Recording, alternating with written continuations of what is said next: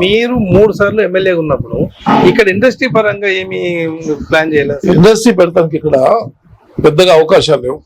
ఎందుకు లేవంటే ఇవాళ హైదరాబాద్ చుట్టుపక్కల ఇండస్ట్రీస్ పెరగడానికి ఇప్పుడు వచ్చింది కంప్యూటర్ యుగం. సాఫ్ట్వేర్ కంపెనీలు కానీ అవి కానీ ఏది ఉన్నా కానీ అక్కడ పెడుతున్నారు. ఇక్కడ ఎవరు ఇక మారుమూల ఎవరు రారు ఇక్కడ. రెండోది ఏంటంటే ఇక్కడ ఇండస్ట్రీ పెడతానికి గతంలో ఆనాడు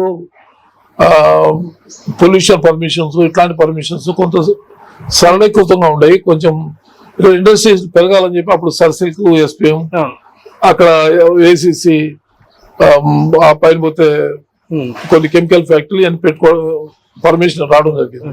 కానీ ఇవాళ పరిస్థితి లేదు. ఒక ఆయిల్ కంపెనీలు పెడతామంటేనే పెద్ద ధర్నాలు కాలబెట్టులు తీవ్ర వ్యతిరేకంగా చెప్పేయటం, కొంత తెలిసి కొంత తెలవక కొంత అవగాహన ఉండి కొంత అవగాహన లేక ఇష్టం వచ్చినట్టు ప్రజల్ని రెచ్చగొడుతున్నారు. ఇప్పుడు నాకు ఓట్లు కావాలి కాబట్టి నేను ఏదో ఒకటి చెప్తానే ఉంటాను. దానివల్ల కొన్ని ఆటంకాలు వస్తున్నాయి. ఎవరైనా ఇటువంటి ప్రాంతాల్లో వచ్చి ఇండస్ట్రీ పెట్టాలంటే కూడా కొంత ఇబ్బందులు వల్ల రాలేకపోతా ఉంటారు.